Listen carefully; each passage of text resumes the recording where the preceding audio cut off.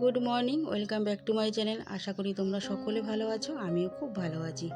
সকালবেলা কোমর বেঁধে নেমে পড়লাম একদম ঘরবাড়ি পরিষ্কার করা। গরমকাল, পাখা তো চলছে, আর তার সাথে সাথে ঘরবাড়িও জানি একটু ধুলোধালি বেশি হয়। তো যখনই বিছনার চাদরটা চেঞ্জ করব তো ভাবলাম বিছনার চাদরটা চেঞ্জ করার সাথে সাথে ঘরটাও একটু ঝেড়ে নিলে ভালো লাগে। তো যাই হোক, এই যে বিছনার চাদরগুলো একদম ভালো করে চেঞ্জ করে নিচ্ছি। নিয়ে এইবার ঘরের যে জিনিসপত্রগুলো আছে সেগুলোকে একটু মোছামুছি করে নেব। তো প্রত্যেক দিনের কাজ এগুলো, আর এইগুলো পরিষ্কার করে রাখা কিন্তু আমাদের মতন ঘরের বউদেরই কাজ, বেটা ছেলেদের কাজ না। তো যাই হোক, এইগুলো কিন্তু আমাদের অনেক শখের, অনেক কষ্টের জিনিস।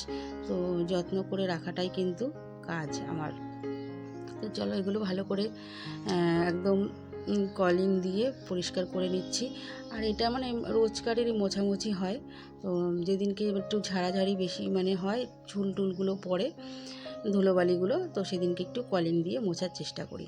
তো কুলারটাকেও পরিষ্কার করে নিচ্ছি। আর মুছলে কি হবে, এই মুছে রাখছি, কিছুক্ষণ পরেই হাত দিয়ে দেখব ওপরে ধুলো ধুলো পড়ে গেছে।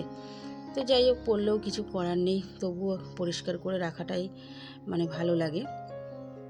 তো ঘরবাড়ি যাতে পরিষ্কার করে রাখলে যেন মনটাও যাতে শান্তি লাগে। তো এদিকে দেখো, আমার ফ্রিজটা পরিষ্কার করে একদম উপরে দেখো ঢাকনাটা নতুন করে পেতে নিলাম, ওপরের কভারটা।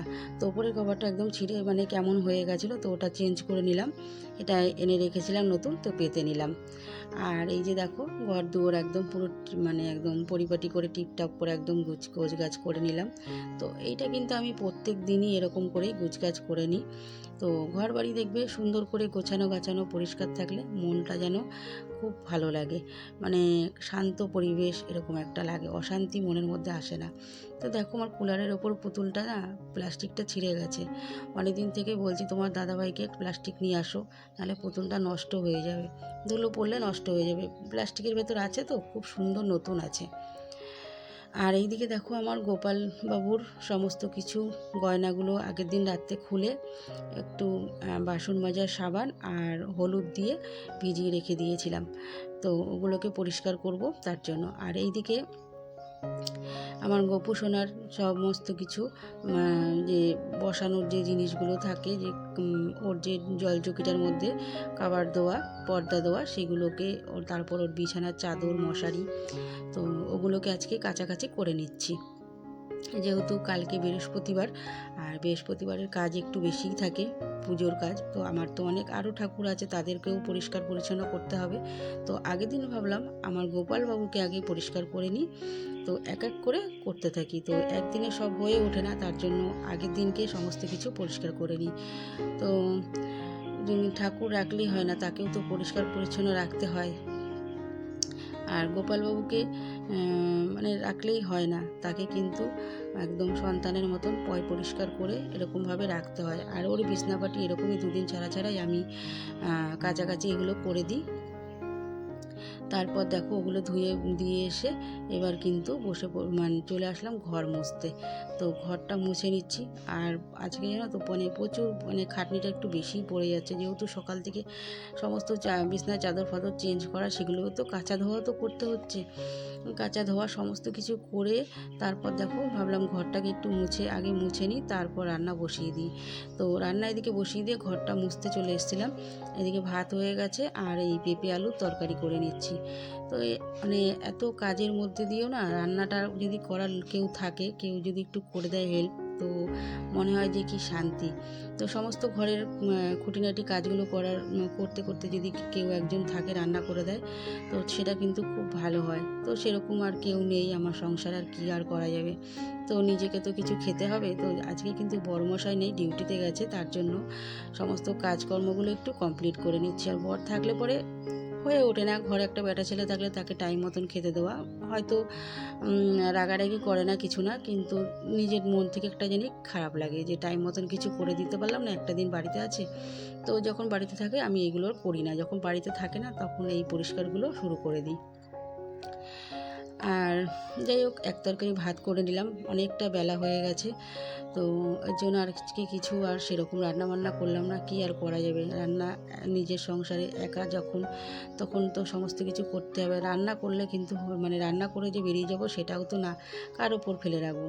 তো দেখো তারপর রান্নার বাসনপত্র মেজে গ্যাস পরিষ্কার করে চলে আসলাম স্নান করে ঠাকুর ঘরে। তো স্নান করে নিয়ে ঠাকুর ঘরে চলে এসেছি। আর এই যে আমার গোপুসোনার সমস্ত গলার চেন, চুড়ি, তারপর পায়ের মল, বাঁশি, কোমরের বিছে সমস্ত কিছু এই যে পরিষ্কার করে নিয়েছি। আর গরম পড়েছে তো একটু রূপোর জিনিসগুলো একটু কেমন কালো কালো টাইপের হয়ে যায়, তো গলায় সেটা মানে ওর গায়ে ভালো লাগছিল না, সব কালো হয়ে গেছে, কেমন একটা খারাপ লাগছিল। তো তার জন্য কিন্তু এগুলোকে ভালো করে পরিষ্কার করে নিলাম। আর ওর যে জামা কাপড়গুলো, বিছনাপাটিগুলো যে কাছাকাছি হয়েছিল সেগুলোকে এই যে আগে স্নান করে এসে এগুলোকে গুছিয়ে নিচ্ছি। তো এইগুলো আগে গুছিয়ে নিয়ে তারপর আমার সোনাবাবুকে স্নান করাবো। আর কি বলো তো, ওকে কিন্তু পরিষ্কার পরিচ্ছন্ন রাখাটা আমি মনে করি আমার প্রচুর দায়িত্ব এগুলো। ওকে যখন আমি নিয়ে এসেছি, ওকে আমি তো মানে অন্য এইভাবে রাখতে পারবো না, যত্ন করে আমাকে রাখতে হবে। তো চলো মশারি টশারিগুলো গুছিয়ে নিচ্ছি আগে, গুছিয়ে নিয়ে তারপর ওকে স্নান করাবো। আর আজকে তোমাদেরকে বলা হয়নি, আজকে কিন্তু বুধবার। তো বুধবারের মানে ব্লগ ভিডিওটা আমি সকাল 7টা থেকে শুরু করেছি। আর এখন অনেকটা বেলা হয়ে গেছে, তো তোমাদেরকে দেখাবো কটা বাজে। সকাল 7টা থেকে শুরু করেছি আর শেষ করব কটায়। তো অবশ্যই কিন্তু তোমরা পুরো ভিডিওটা দেখবে, স্কিপ করবে না, আশা করি ভালো লাগবে। তো দেখো মানে এই যে পর্দাটাকে দিয়ে নিলাম সুন্দর করে গুছিয়ে। এবার ওপরে যে ঢাকনাটা সেটাকেও একদম সেট করে দেব। এগুলো আমার বরমশাই কিন্তু মেশিনে বসে বসে সুন্দর করে করে দিয়েছে। যেহেতু ওকে জলচকিটার উপরে বসাই, খালিটাতে বসালে কীরকম লাগবে দেখতে, ভালো লাগে, দেখারও তো একটা সৌন্দর্য, আর ওকে যত্ন করে রাখারও তো আমার একটা দায়িত্ব। তো দুটো মিলিয়ে সমস্ত কিছু সব। তো চলো এই যে দেখো সুন্দর করে একদম গোছানো হয়ে গেছে আমার বাবুর বসার জায়গা। তো এই যে এবার পদ্ম ফুলের এটা দিয়ে দিলাম। এটা কিন্তু ওর দিদুন এনে দিয়েছিল, অনেক দিন আগেই এসেছিলো আমার মা, তখন নিয়ে এসেছিল। তো চলো এবার আমার বাবু সোনা স্নান করবে, গামলাতে বসে পড়েছে দেখো। এবার একসাথে গোমাতাকে আর আমার গোপু সোনাকে চান করিয়ে দেবো। আর আজকে একটু শ্যাম্পু করিয়ে দেবো। এখন গরমকাল দুদিন ছাড়া ছাড়াই শ্যাম্পু করিয়ে দিলে কোনো অসুবিধা নেই। শীতকালে যেরকম বাচ্চাদের ঠান্ডা লেগে যাবে, তো সেরকমভাবে ওকেও আমি ছোট্ট বাচ্চার মতন রাখি যাতে ঠান্ডা না লেগে যায়। আর যেহেতু ওর গায়ের সব গয়নাগুলো খোলা হয়েছে, তো ভাবলাম ভালো করে একটু শ্যাম্পু দিয়ে ডলে দিই। তো হাত টাতগুলো যেখানে যেখানে কালো হয়েছে সেগুলো একদম স্পটগুলো উঠে যাবে। যে চুড়ি টুড়িগুলো পরানো থাকে স্পট মতন একটা কালো হয়ে গেছিলো। আর গরমকালে না এই জিনিসটা হয়, আমরা নিজেরাই দেখবে গলার চেন টেন পরা থাকলে কীরকম গলা টলাগুলো কালো হয়ে যায়। তো সেই রকমটাই, ও তো একটা মানে ছোটো বাচ্চাই। তো তারপর দেখো স্নান করিয়ে ওর গয়নাগুলোকে পরিয়ে নিচ্ছি। না ভালোও লাগছে না, সব খুলে নিয়েছি, কেমন জানি একটা নাড়া নাড়া ল্যাংটা ল্যাংটা এরকম একটা লাগছে। তো এগুলো পরালেই যেন একটা সুন্দর একটা মনে হচ্ছে ছোট্ট একটা আমার সোনাবাবু বসে আছে। তো এগুলো খুলে রেখেছিলাম, একদম ভালো লাগছিল না, তো তাড়াতাড়ি করে স্নান করিয়ে আগে ওর গয়নাগুলো পরিয়ে নিচ্ছি। তো এইভাবে কিন্তু গোপুসোনা রাখলেই হলো না, গোপুসোনাকে এইভাবে যত্ন করতে হয়, পরিষ্কার করে রাখতে হয়। তো তার পেছনে অনেক সময় দিতে হয়। তো এই সমস্ত কাজ আমার একার সংসার বলে করে উঠি, আমার কোনো অসুবিধা হয় না। তো সেরকম একটা আমার কোনো অসুবিধার মধ্যে আমি এখনও পড়িনি। তো জানি না যাদের যাদের বাড়িতে এরকম গোপুসোনা আছে তাদেরও হয়তো অসুবিধা হয় না, কখনোই অসুবিধা হয় না। কেন, একটা সন্তান থাকলে তাকেও তো সমস্ত কিছু করতে হয়। তো তার পেছনে তো এর থেকেও অনেক বেশি সময় দিতে হয়। একে আর কতটুকু সময় দিতে পারি? যখন মানে পুজো করতে বসি হয়তো 1 থেকে 1.5 ঘন্টা, আর একটা ছোট্ট বাচ্চা থাকলে পরে তার উপর সারা দিন, তো সেই তুলনায় কিছুই না। তো দেখো আমার বাবুর মুখের হাসিটা দেখেছো কত সুন্দর, ওকে সব গয়না পরিয়ে দিচ্ছি, খুব খুশি। তো চেনটাকে দেখো পরাতে মানে এই সমস্ত জিনিসগুলো না আমার বর সব পরিয়ে দিয়েছিল। তো আজকে আমার বর বাড়িতে নেই, ডিউটিতে গেছে, তো আসবে কখন, তো তার অপেক্ষায় আর থাকলাম না, আমিই পরিয়ে দিচ্ছি। এই জন্য একটু দেরি হচ্ছে, মানে খুলতে চেনটা এসটাকে খুলে লাগানো, তো তাড়াতাড়ি করে করতে পারছি না, তো সেটাই। তো দেখতে থাকো তোমরা ভিডিওটা। দেখো চেনটা পরিয়ে দিলাম, কত ভালো লাগছে দেখেছো। মানে আর কানেরটা কি বলো তো, কানেরটাকে খুলে রেখেছি, তো কানেরটা আবার দিয়েছি ঠিক করতে। তো কানেরটা কিছুতেই মানে হচ্ছে না, একটু মোটা বেশি হয়ে গেছে। তো যাই হোক, এখন কোনো রকমভাবে একটু ঠিক করে এনে পরাই, তারপরটা পরে চিন্তা করব।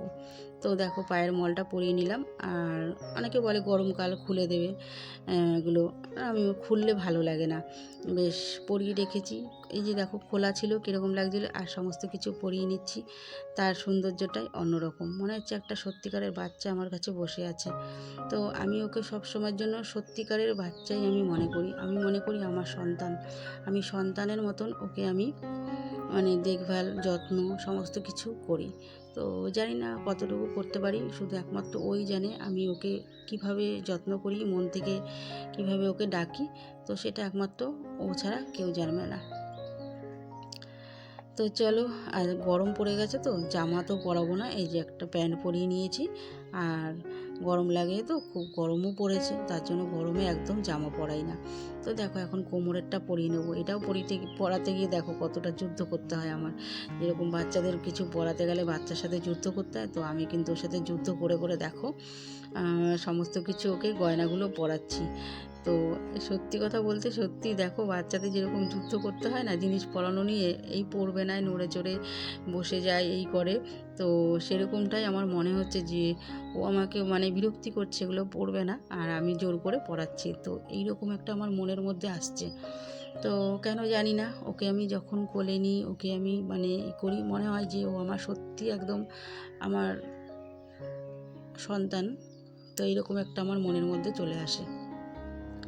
তো দেখো পরিয়ে নিলাম, একটু ঢিলা করে দিলাম। এর আগে না একটু টাইট টাইট ছিল, তো আমার মনে হতো যে ওর কোমরটাতে হয়তো লাগে, তো একটু ঢিলা করে দিলাম। থাক, গরমকাল তো একটু ঢিলা থাক, টাইট করে দিলে কষ্ট হয় ওর কোমরটাতে। তো দেখো পুরো সাজুগুজু করিয়ে কমপ্লিট করে নিলাম। আর এই যে বাঁশির যে ময়ূরের পাখাটা মানে সে এইটা না আমি বাঁধতে পারবো না, তো এখন এটা আমি রেখে দেবো ময়ূরের পাখনাটা। তো এইটা আমার বরবাবু এসে এটাকে সুতো দিয়ে বেঁধে দেবে। তো বাঁশির সাথে দিলে এটা বাঁশিটা খুব সুন্দর লাগে। তো আমি এখন বাঁধতে পারবো না, এটা আমি মানে একা হাতে মানে এটা আমার কাজ না। তো ওর বাবা এসে এটা করুক, সব যদি মাই করে তো বাবা কি করবে, তাই তো।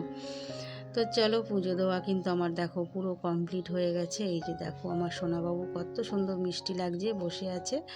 তো সমস্ত কিছু কাজ কিন্তু আমি একদম কীভাবে করলাম সবটাই তোমাদের সাথে শেয়ার করলাম। আর কিছু কিছু শেয়ার করতে পারি না, তো যেহেতু এক হাতে আমার ক্যামেরাটা থাকে আর এক হাত দিয়ে সমস্ত কিছু করতে হয়, তো রেখে যে করব সেটা আমার হয় না। মানে এমনই একটা ছোট্ট জায়গা, তো তোমরা দেখলে মনে করো যে অনেক বড় জায়গা, না অনেক ছোট জায়গার মধ্যে আমি সমস্ত কিছু গোছগাছ করে রাখি বলে মনে হয় একটু জায়গাটা চোখে দেখি। আর যদি আগোছালো থাকতো তাহলে আমি এই জায়গাটুকু চোখে দেখতে পারতাম না।